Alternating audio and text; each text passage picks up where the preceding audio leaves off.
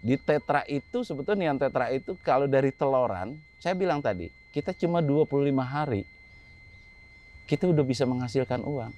Tapi potensi di ikan hias itu sangat besar dan Indonesia itu bisa menjadi pengekspor ikan hias terbesar di dunia.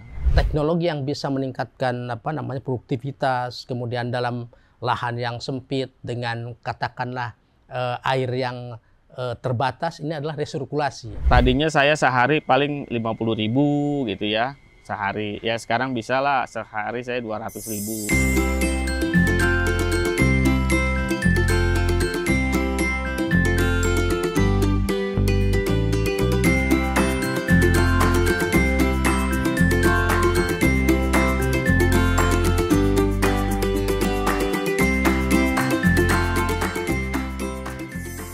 Perkenalkan, saya Bapak Ahmad, Ketua Kelompok Curug Jaya 1 yang beranggotakan 20 orang. Kami berdiri Kelompok Curug Jaya 1 kurang lebih tahun 2000, akhir 2006, 2007 sampai sekarang 2024. Syukur alhamdulillah, sekarang kelompok kami yang tadinya dari cuma 20 mengembangkan berjalan dengan waktu. Anggota kami sudah bisa mengembangkan masing-masing di wilayah mereka masing-masing untuk bisa mengangkat perekonomian khususnya di wilayahnya. Yang tadinya mungkin anak-anak kita, anak-anak muda yang nggak paham apa itu ikan tetra, neon dan rednus, kardinal, alhamdulillah sampai sekarang ini peningkatan ini sangat luar biasa. Ikan hias itu 3 jenis yang memang kita kembangkan, sangat kita galakan di sini. Itu dari 1 neon tetra, kardinal dengan rednus. Sebetulnya banyak jenisnya, tetapi memang kita fokus di 3 jenis itu. Yang memang kita di permintaan kita untuk dieksportir, ya memang seperti itu, tiga jenis, Bu. Yang menariknya gini, karena untuk kita berternak tetra itu nggak sulit. Kecepatan waktunya pun sangat cepat. Kalau neon tetra, kita mau main dijual di esannya aja, dia cukup 25 hari, 20 hari aja udah bisa. Itu. Kedua juga, pemasarannya pun sangat luar biasa. Yang paling unggulan nomor 1 itu ya neon tetra. Keduanya kardinal. Ketiganya di rednus. Kalau alam beda lagi, kita memang menciptakannya cuma 3 jenis dulu nih kan gitu. Ini alhamdulillah luar biasa.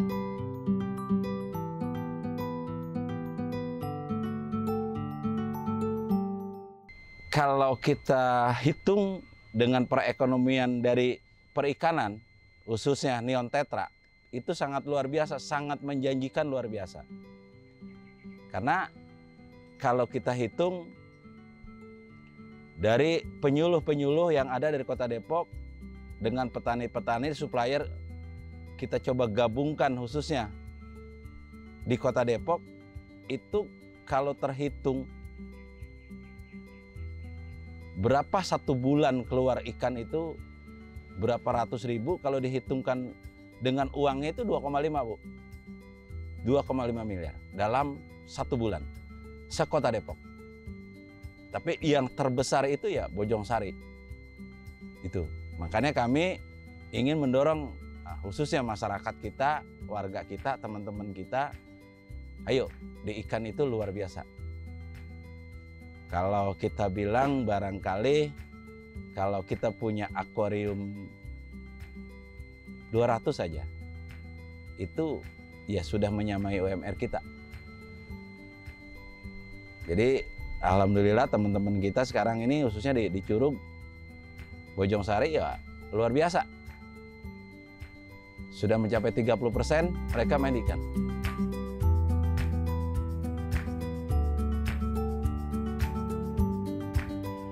Dari 2006 saya katakan kita mendorong khususnya masyarakat kita atau warga di Curug, termasuk Bojongsari, karena memang mereka kan petani rata-rata.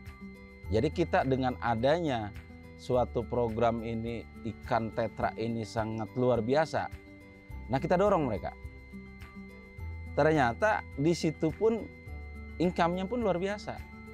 Yang tadinya saya bilang itu tadi, mereka dulu saya mendirikan kelompok Curug Jaya 1 itu melihat anak-anak muda kita yang lulus SMA, SMP, sebatas itu. Mereka kan belum banyak kerjaan. Nah, kita rekrut untuk bagaimana menciptakan untuk mereka bisa wira swasta. Sampai sekarang ini dari kelompok cuma 20 orang, kelompok kita sekarang sebetulnya ada 5, adopsi kita udah, kan gitu ya. Udah 5 kelompok. Tetapi itu adopsi dari kita. Dalam satu kelompok itu misalnya mereka mendirikan 10 orang, 20 orang. Itu beranggotakannya nanti kita punya kandang seperti ini nih. Ini kita udah punya tenaga kerjaannya 6 orang satu kandang. Nah, itulah jadi kita menciptakan bagaimana anak-anak muda kita yang bisa untuk mereka nggak perlu kerja jauh-jauh. Ternyata income dari ikan pun kita sangat banyak. Keduanya juga, kita di masyarakat kita khususnya bagi peternak ikan itu sudah membantu perekonomian, membantu bagaimana kegiatan di masyarakat kita. Contoh dari 2026 kita mulai 5 tahun ke depan kita bisa mendirikan suatu, katakanlah bagaimana masyarakat kita ini kan banyak yatim, ada yatim, kita bagaimana untuk bisa berkontribusi. Kita coba dorong dengan kelompok kita. Alhamdulillah kita sudah bisa membangunkan lahan yatim yang buat usaha. Satu, kita belikan tanahnya, kita bangunkan bangunannya, kita isikan ikannya, nanti hasil dari keuntungan itu untuk yatim.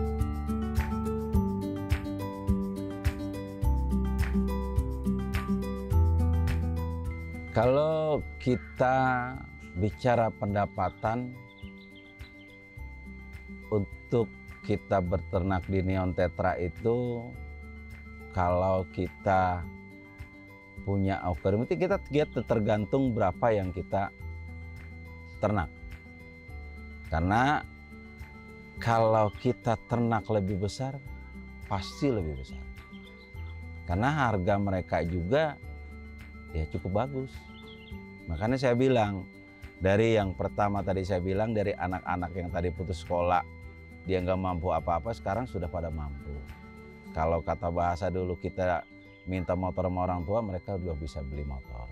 Kalau kita bandingkan gini, kalau bahasa kami sebagai ketua kelompok, kalau kamu jadi sapam, berapa UMR kamu? Tapi kalau peternak ini, cukup kita punya 50 akuarium aja. Kalau memang itu 100 akuarium aja, rasanya dalam 1 bulan nyampe ukuran standar UMR di Kota Depok, kan gitu. Jadi kalau kata kita sapam itu kalau di gini balik paling gaji 3 juta, tapi mereka di situ bisa mendapatkan ya 5 juta, kan lebih bagus. Ya itu, jadi mungkin besar ya mungkin. Ya seperti nih kayak gini, kita punya akuarium 300 akuarium. Barangkali kita pakai tenaga kerja. Kita kan sistemnya kalau pakai tenaga itu 50-50. Kita 50%, mereka 50%. Kita bisa menghasilkan dalam 1 bulan, mohon maaf, ya 5 juta itu nggak kurang. Berarti kalau dibagi 2, 10 juta kan. Kalau kita kerjain sendiri, kira-kira.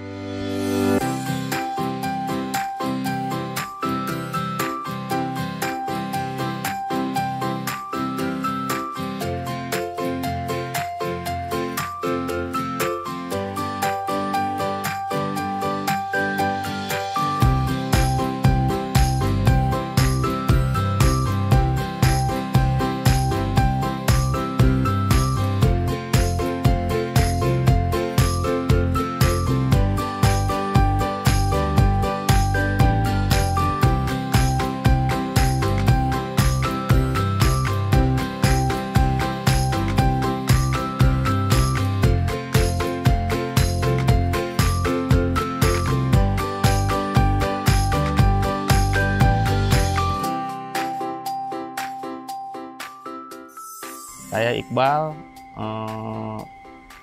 profesi saya sebagai pemasar ikan hias di daerah Curug, Bojongsari, Depok. Sebelum saya menjadi profesi pemasaran ikan hias ini, saya hanya pekerja serabutan seperti kuli bangunan, tukang kebun, ya seperti itulah gitu loh.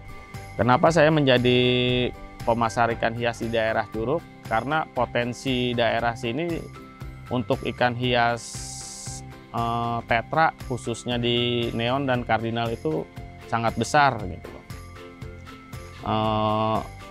Di daerah sini untuk produksi neon dan kardinal itu sangat bagus, yang sulit diikuti sama daerah lain, mungkin dari parameter airnya. Dan saya masuk sebagai pemasaran ikan hias itu karena di situ ada potensi gitu loh, potensi memasarkan ikan neon dan kardinal itu karena banyaknya pembudidaya di daerah sini.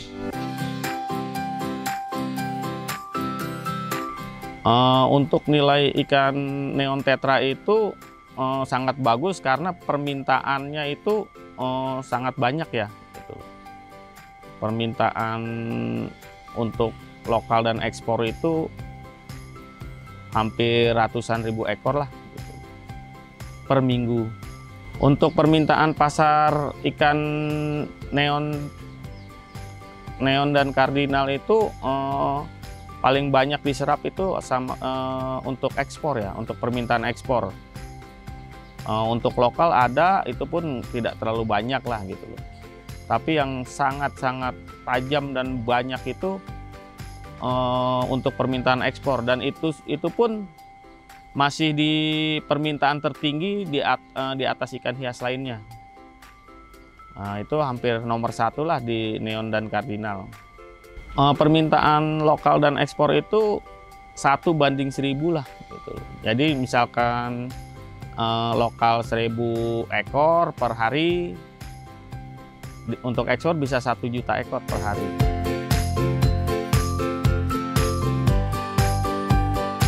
Jadi untuk varian-varian dari neon tetra itu sebenarnya ada 4 jenis ya. Ada neon tetra, terus neon tetra albino, neon tetra brilian neon, green neon, dan ada lagi satu jenis yang masih sangat langka, yaitu neon tetra slayer. Nah, dan itu masih sulit didapatkan. Harapan saya kepada budidaya untuk bisa mengembangkan jenis-jenis neon tetra lainnya biar lebih beragam jenisnya dan nilai ekonomisnya pun bisa lebih tinggi gitu loh. Jadi nggak terfokus di satu jenis dan numpuk di satu barang gitu. Neon tetra albino, brilian, dan slayer itu harga jualnya itu berkali-kali lipat dibanding neon tetra biasa. Itu sedangkan permintaan dari eksportir ataupun daerah sampai saat ini masih kosong, masih belum terpenuhi. Hanya beberapa persen lah gitu. Paling 5% pun masih belum ada.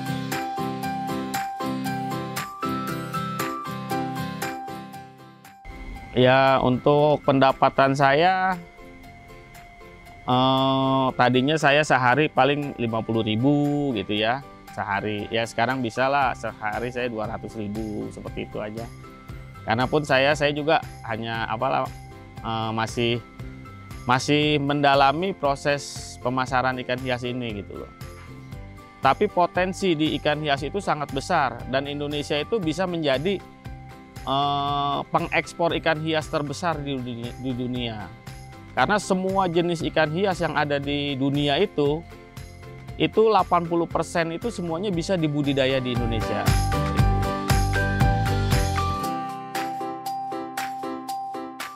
Ya, untuk para pembudidaya terus semangat, jangan menyerah, karena untuk pasaran ikan neon tetra itu itu permintaan terbesar di dunia itu hanya Indonesia yang bisa mencukupi gitu loh. Jadi teruslah untuk berkarya untuk mencetak ikan neon tetra itu sebanyak-banyaknya dan dilengkapin lagi varian dan jenisnya.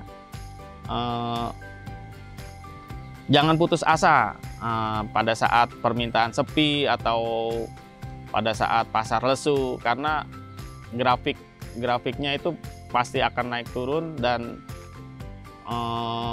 pasti akan tibalah masa bagus, masa jaya di neon tetra untuk kedepannya gitu. Jadi teruslah untuk tetap konsisten, untuk terus memperbaiki kualitas, memperbanyak jumlah, dan jangan lupa untuk saling menjaga hubungan antara pembudidaya, pemasaran, dan eksportir gitu loh.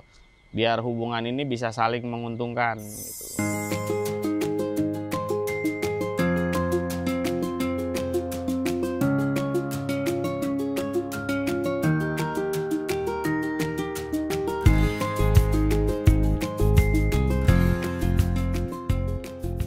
Nama saya Bang Yanto, saya pedagang ikan hias Parung. Saya pedagang ikan hias yang saya ambil dari petani budidaya ikan hias di daerah Curug Bojong Sari. Ya kurang lebih untuk satu kali masar itu minimal ya 10 sampai 15.000 ekor dalam bentuk berapa jenis? Tiga jenis ikan, 3 jenis item lah istilahnya, dari neon, kardinal, red nose. Untuk harga ya stabil sih dia ya, istilahnya nggak naik turun, standar lah, nggak ada istilahnya, nggak ada pasang surut harga. Kalau dia tinggal tergantung masalah stok. Kalau misalnya stok lagi agak kurang, paling ukuran yang dimainin sama petani itu, sama perbudidaya. Ya kalau untuk masalah penjualan dari ikan hias untuk membiayai sekolah anak ya bisa itu.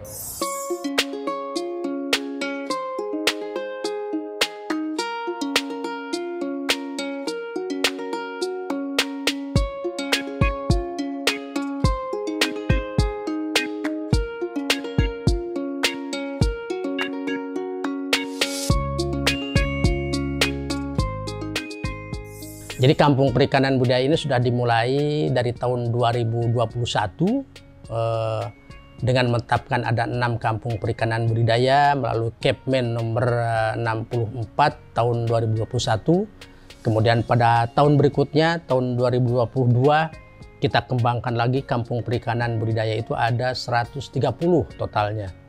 Dengan Kepmen nomor 16 tahun 2022. Dan terakhir pada tahun kemarin, tahun 2023, diperluas lagi menjadi 210 kampung perikanan budidaya melalui Kepmen nomor 111 tahun 2023. Baik kampung perikanan budidaya air tawar, payau, laut, dan juga rumput laut. Dan kalau kita lihat konsepnya ya, kampung perikanan budidaya ini adalah salah satu kegiatan untuk melakukan sinergi seluruh komponen di daerah, khususnya seluruh stakeholder, untuk bisa memberikan dukungan kepada usaha perikanan budidaya di daerah, baik di kabupaten ataupun juga di kota. Untuk air tawar, kebetulan kami di sini Direktorat Ikan Air Tawar saat ini baru terbentuk, bahwa cukup banyak juga kampung-kampung perikanan budidaya air tawar. Di antaranya juga adalah ikan hias begitu.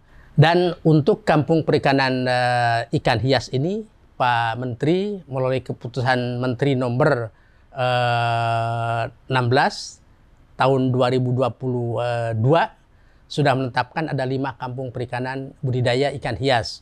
Yang pertama Kabupaten Bogor, kemudian Kota Depok, kemudian Kota Kediri, Blitar, dan juga satu di Kalimantan Barat untuk Arwana. Nah, harapannya dengan ditetapkan sebagai kampung ikan hias ini, di situ akan terjadi sinergi baik pembudidaya, kemudian juga pemasar, bahkan mungkin eksportir, kemudian juga organisasi perangkat daerah, Pak Bupati, Pak Wali Kota untuk bisa memberikan dukungan terhadap kampung perikanan budidaya ini.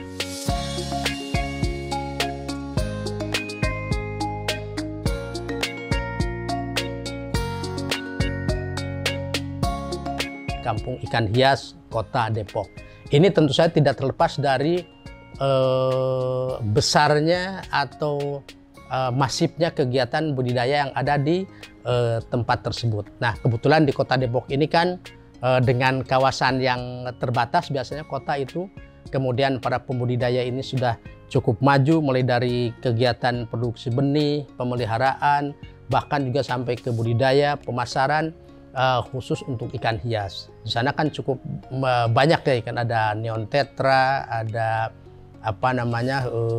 manfish, ada mungkin juga koki. Tapi tetra ini sepertinya di Depok ini cukup favorit ya.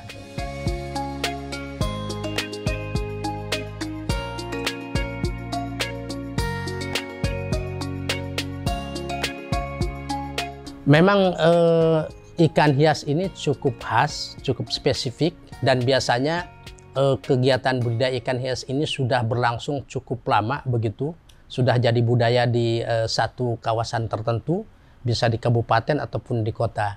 Dan juga menariknya bahwa biasanya ikan hias ini kan tidak perlu tempat yang terlalu luas, sehingga di sini sangat dibutuhkan inovasi untuk bagaimana meningkatkan produktivitas. Nah, kalau kita lihat cukup banyak inovasi yang sudah dilaksanakan oleh teman-teman pembudidaya ikan hias, produsen ikan hias begitu, mulai dari teknik hibridisasi, kemudian menambahkan unsur-unsur nutrisi, bahkan juga ada kegiatan-kegiatan yang cukup unik begitu, bagaimana bisa menghasilkan warna yang demikian bervariasi dan warna-warni begitu. Nah, untuk kegiatan budidaya di Kota Depok khususnya, karena sekarang Depok ini kan cukup berkembang ya, cukup pesat perkembangan terutama di hunian dan pemukiman, sehingga tentu saja ini akan bersaing begitu dengan pemukiman atau perumahan. Nah, ini salah satu dampaknya, lahan untuk kegiatan budidaya ini mungkin semakin sempit, sehingga di sini diperlukan bagaimana teman-teman pembudidaya itu terus berkreasi, meningkatkan inovasi begitu untuk meningkatkan produktivitas. Nah, salah satu teknologi yang ada di aquaculture ini berlaku umum bahwa teknologi yang bisa meningkatkan produktivitas, kemudian dalam lahan yang sempit dengan katakanlah air yang terbatas, ini adalah resirkulasi. Jadi saran saya memang salah satu teknologi yang harus dikembangkan oleh teman-teman pembudidaya di Depok ini, Kota Depok ini adalah sistem resirkulasi. Dan ini keuntungannya selain bisa lebih meningkatkan produktivitas, ini juga bisa lebih menjamin kualitas air yang digunakan oleh para pembudidaya untuk melakukan kegiatan baik pembenihan, pendederan, ataupun juga pembesaran. Resirkulasi ini bisa dilakukan dalam berbagai level ini, bisa yang betul-betul sangat intensif pada wadah yang terbatas. Ada juga sistem resirkulasi mungkin dengan beberapa bak atau beberapa kolam, tapi sistem resirkulasi airnya berputar di proses, kemudian digunakan, kemudian juga ada IPAL dan sebagainya. Ini juga bisa disesuaikan dengan tempat budidaya yang tersedia.